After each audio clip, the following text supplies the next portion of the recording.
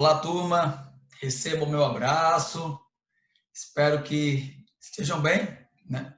E a gente vai dar, então, continuidade aos nossos estudos, às nossas discussões aí do segundo bimestre sobre globalização, sobre a nova ordem mundial, sobre como o mundo se organiza, do ponto de vista espacial e também econômico, né? Vamos discutir muitas coisas bacanas. Então, eu gostaria de dizer que esse nosso tema de hoje, ele está muito relacionado ao anterior, quando nós conversávamos ali sobre o meio técnico, científico e informacional, né? A realização e a concretização do espaço geográfico no mundo atual a partir das categorias, a partir dos elementos da técnica, da ciência e da informação. Como esses elementos são responsáveis pela constituição, pelo funcionamento do mundo.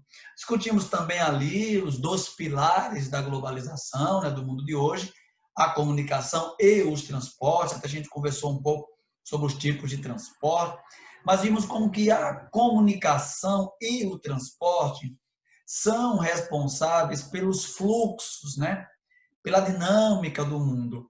E como consequência desta comunicação, nós temos aí o sistema financeiro, que é o fluxo dos capitais.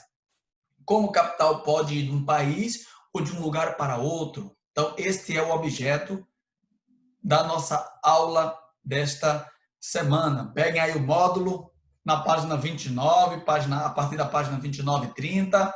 Peguem o caderno de anotação e venham comigo para a gente poder compreender esse aspecto central da vida e do espaço geográfico, do mundo, do nosso planeta na atualidade. Eu queria dizer inicialmente que este tema ele é central para entender a vida como ela ocorre hoje, né? A vida das sociedades, né, das pessoas, a vida econômica e política dos países, a dinâmica, né, de toda a estrutura das sociedades, dos países, dos blocos, dos continentes, mas, de modo geral, a dinâmica global, né, em todos os seus aspectos.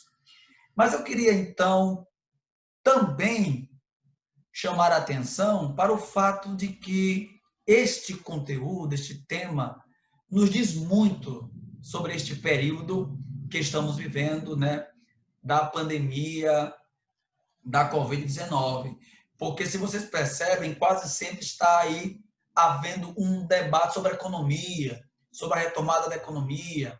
Organismos internacionais fazem projeções, né, de quedas de PIB, de como vai se dar essa retomada, de como vai ser a economia no pós-pandemia. Então, há uma discussão muito grande exatamente por quê? Porque esta pandemia, né, ela afeta o funcionamento da economia mundial e do sistema financeiro. E aí a economia precisa se reinventar, né? Precisa se planejar para o futuro, um futuro de muita insegurança, de muita instabilidade, mas projeções, estudos precisam ser feitos, né? Percebam, então, que nós estamos vivendo um momento de reconfiguração, de metamorfose da economia mundial, da vida social, e a gente precisa estar atento. Daí a importância de uma discussão como esta, né, da ciência geográfica, para o nosso terceiro ano, para a nossa realidade, para que essa discussão nos abra os olhos, né, para perceber a realidade, essa realidade que nos cerca, que nos toca e que é determinante da nossa vida. Primeiro ponto, então, que nós precisamos discutir é compreender o que é o capital e quais são os investimentos, né? Capital, de modo geral, é o resultado dos investimentos, né? Então, capital é o dinheiro que faz dinheiro, o lucro que fica, aquilo que a minha empresa ou que eu posso acumular, lucrar, o excedente dos investimentos. E aí eu não posso confundir capital com dinheiro. dinheiro é a moeda que eu gasto, que eu posso comprar alguma coisa. O capital é o resultado do dinheiro aplicado, certo? Dinheiro investido.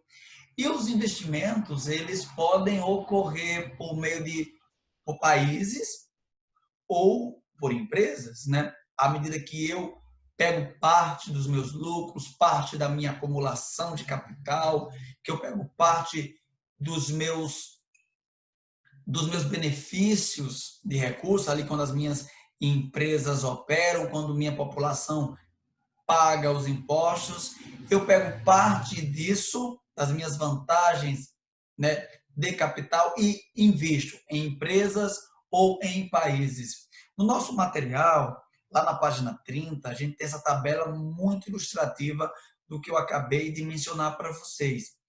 Quais são os países, né, que são os que mais recebem investimentos estrangeiros, né, investimento de outros países, isso para 2013. Nós temos os Estados Unidos como o país que mais recebe investimentos, né? China, Rússia, uma província ali da China, Hong Kong, e o Brasil, né? Era, em 2013, um dos países que mais recebia investimentos. De algum modo, ainda continua, mas considerando nossas questões econômicas e políticas, muito mudou de 2013 para cá, né? Daí a gente prestava atenção nessas questões dos investimentos estrangeiros que são feitos no Brasil. Os principais investidores, né? Quais são os países que mais investem, que mais aplicam seus recursos em empresas de outros países? Nós vamos ter aí os Estados Unidos, o Japão, a China, a Rússia e Hong Kong, uma província da China com caráter bem independente. Galera, a gente precisa então diferenciar, né, capital produtivo de capital especulativo. O capital, de modo geral, é o dinheiro que faz dinheiro, ali é a lucratividade, os resultados dos investimentos. Mas dentro dessa perspectiva, a gente tem dois tipos de capital. Temos o capital especulativo, que é aquele capital que não produz algo necessariamente, que não é investido na produção de materiais, portanto, o objetivo dele é só obter vantagens, né, a partir de juros, a partir de especulações ali na bolsa de valores. Então, se coloca dinheiro, se investe ali parte dos lucros, do capital, do dinheiro, para se ter vantagens, sem necessariamente gerar benefícios, né? Sem se ter benefícios. E este capital geralmente opera no mercado financeiro, ali, o mercado dos juros, o mercado dos impostos, das bolsas de valores. E, em contraponto, nós temos o capital produtivo. O capital produtivo é o capital próprio dos investimentos, né? Investimentos estes para a produção de mercadorias, para o desenvolvimento de produtos, para que seja colocado no mercado consumidor, né? E qual a importância disso? Qual a diferença principal do capital produtivo para o capital especulativo? É que o capital produtivo ele gera trabalho, ele gera certas riquezas indiretas para o país, vai gerar os produtos para o consumo, para a importação, né? Mas vai também gerar trabalho, porque é um investimento na produção, diferente do capital especulativo, que é só o dinheiro pelo dinheiro. E aí a gente tem uma tabela muito interessante para entender aí essa dinâmica, esse fluxo do capital, né, especulativo, que é a relação do PIB e do capital que se especulava para aquele determinado ano, né? A gente vai ter ali em 90 um PIB mundial de 30 trilhões de dólares e isso vai aumentando, né? Dentro das especulações, há uma discussão, né, de como esse capital será valorizado. Então, para 90 ali havia uma discussão de mais ou menos ali 5 trilhões. E aí, se você perceber, de 90 para 2000, o PIB mundial aumenta para 35. Mas veja o quanto aumentou a especulação, né, do que as empresas iriam faturar, do que os investimentos iriam, né, resultar. E aí havia uma especulação de 55, ou seja, muito mais acima do que o PIB. mundial do ano 2000. E aí, qual foi a especulação em 2005? Em 2005, o PIB só aumentou 10 trilhões, o PIB, a riqueza do mundo inteiro, né? E a especulação era de 250, ou seja, a especulação é sempre um dinheiro que praticamente não existe, que se fica ali cogitando que ele vai aparecer, mas talvez não apareça. Daí a questão dos riscos, né, das bolsas e dos investimentos. E em 2011, o PIB vai de 45 para 70 trilhões, mas a especulação ali, o debate é que poderia ser de 650 trilhões, e não chega a isso, né? Chega a 70 apenas, porque o capital especulativo é exatamente aí o capital dessa instabilidade, desse debate, dessas projeções aí que muitas das vezes não se efetiva. Então, há que diferir capital especulativo de capital produtivo. Então, a gente entra num outro aspecto muito importante, os paraísos fiscais, né? E aqui a gente tem uma discussão muito interessante da geografia, porque a gente vai trabalhar com áreas do nosso planeta, regiões, né? Países. São determinados pontos do território, né, do espaço mundial, que vão eliminar a tributação sobre a renda. Isto é, vocês já ouviram falar nisso, com certeza. Os paraísos fiscais são áreas, né, do espaço, países, que você pode guardar o seu dinheiro e você não vai pagar muitos impostos, não há muita tributação sobre a renda daquele lugar. E é por isso que muitos empresários, até políticos do Brasil, pegam seus recursos e mandam para essas áreas, porque ali você não vai pagar tantos impostos como no Brasil, a questão do imposto de renda e outras formas de tributação.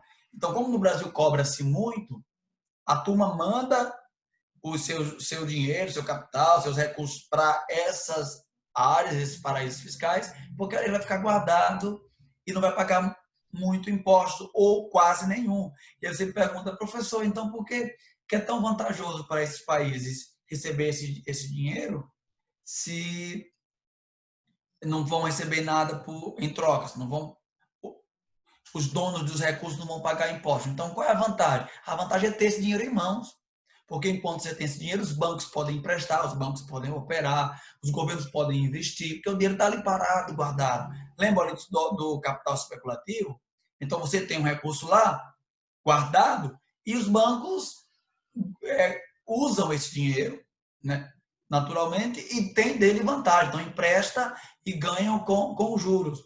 Mas, de um modo geral, a pessoa que guardou o seu dinheiro, o seu capital lá, não vai pagar tributação como no país de origem. Então, a gente tem um mapa aí dos paraísos fiscais, em 2011.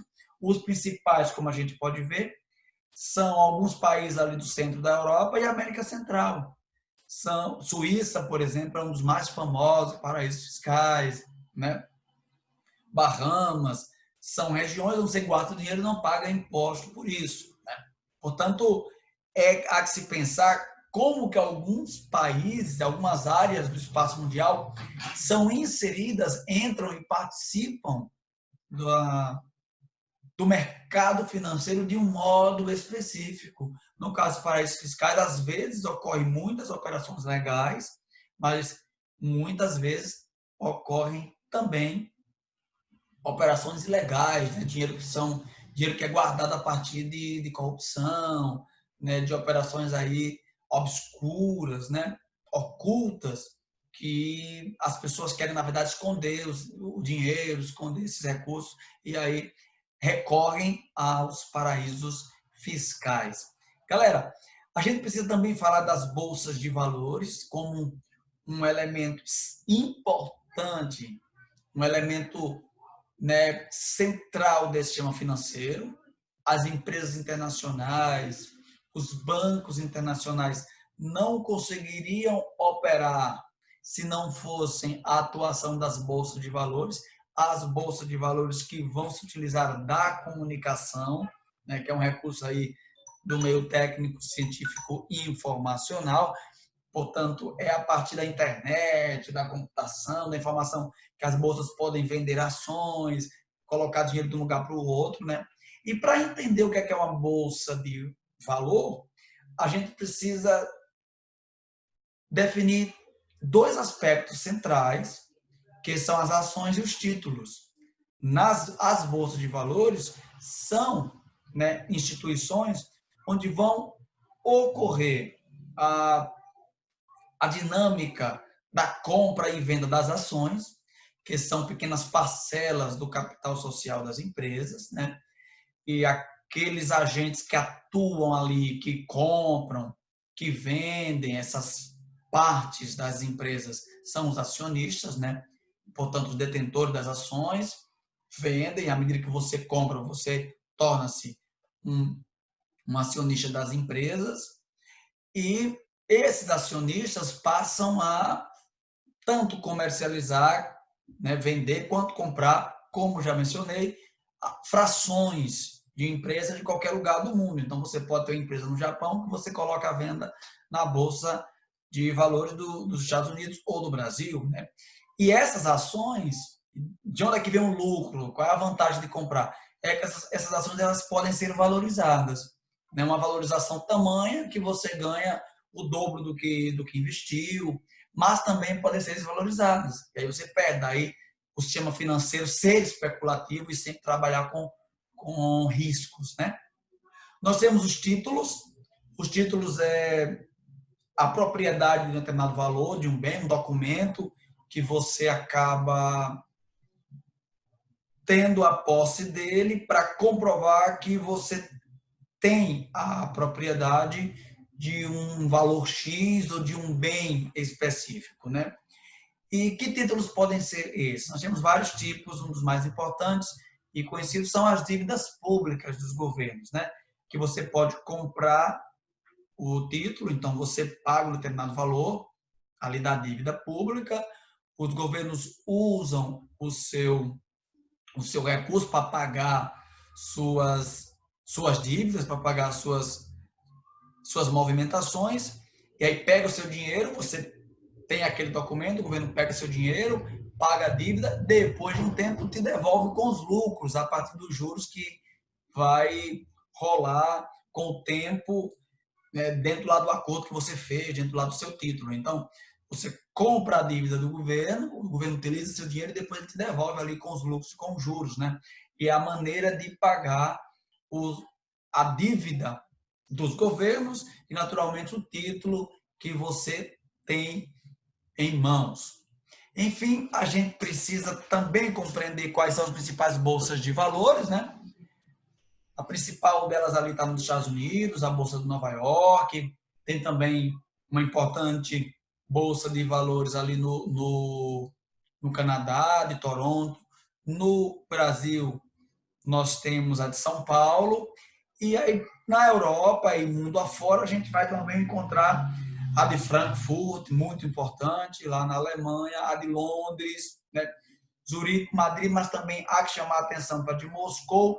E vamos lá para a Ásia. Na Ásia, a gente tem a de Tóquio, né? Que é a principal que opera ali, e uma que está, né, chamando muita atenção para si, ganhando muito espaço, que é a da China, né? Ali Hong Kong, né? Tem Xangai também. Então, as bolsas de valores são os pontos de funcionamento do sistema financeiro, do capital especulativo no mundo. Então, é a maneira como o dinheiro, como o capital flui, né? Como ele vai de um lugar para o outro, mas como ele opera, estrutura o mundo econômico atual.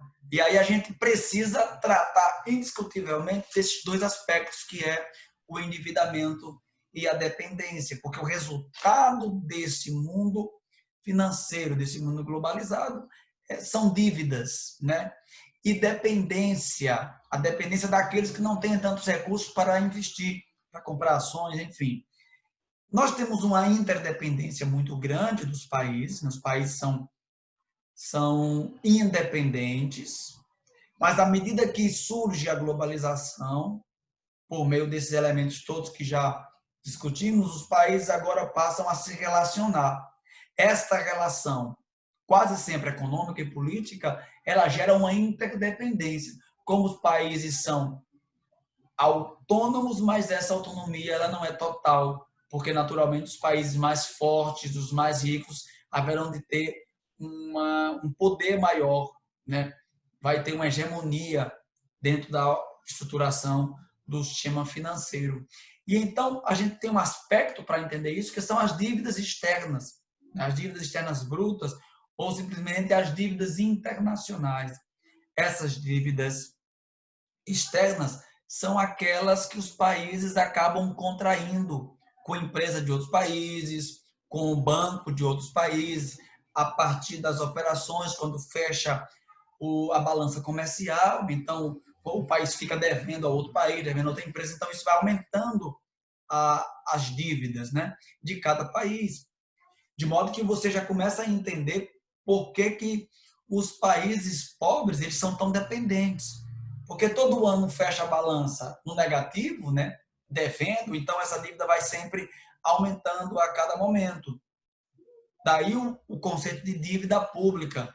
Eu estou até colocando entre aspas, porque às vezes é uma dívida que os países contraem, mas que a população não é consultada. A população não tem compreensão disso. São os políticos que fazem ali a dívida, que vai pegando empréstimo, que vai e aí colocando o seu país cada vez mais dependente no cenário internacional, o que torna, né, a dinâmica, a economia e a política do seu país muito frágil e desrespeitada a nível mundial.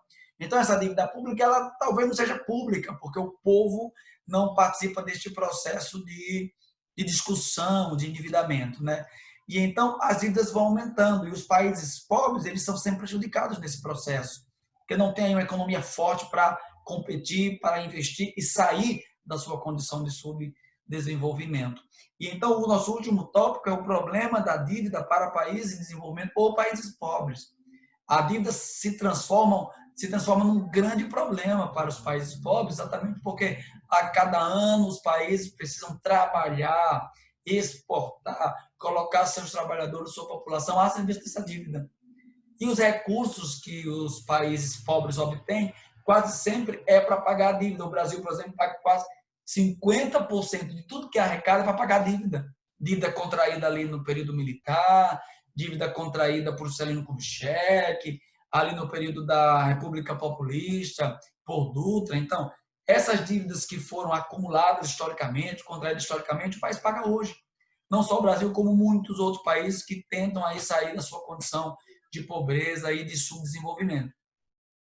E quais são os países, né, que têm as maiores dívidas do mundo? Estados Unidos da América. Sério que os Estados Unidos devem muito? Bastante. É um dos países com maior dívida, né? Mas aí qual é a questão? Eles podem prolongar, rolar dívida, rediscutir, porque tem muito dinheiro, é um país forte e aí não vai ter represália, ninguém vai, né, se contrapor a isso, ninguém vai enfrentar os Estados Unidos, assim como o Reino Unido e a Alemanha. Então, os países mais ricos são aqueles que mais devem. Quanto mais rico, mais se deve. Isso é um aspecto aí tanto dos países quanto da sociedade. Então, nós temos como os maiores devedores, né, do mundo: Estados Unidos, Reino Unido, Alemanha, França, Japão, Luxemburgo, Itália, Países Baixos, Espanha, Irlanda e o Brasil ali é o 24º país que mais deve do mundo, ok? Então, galera, essa foi a nossa aula de hoje, nossa aula da semana. Espero que vocês tenham compreendido, gostado direitinho.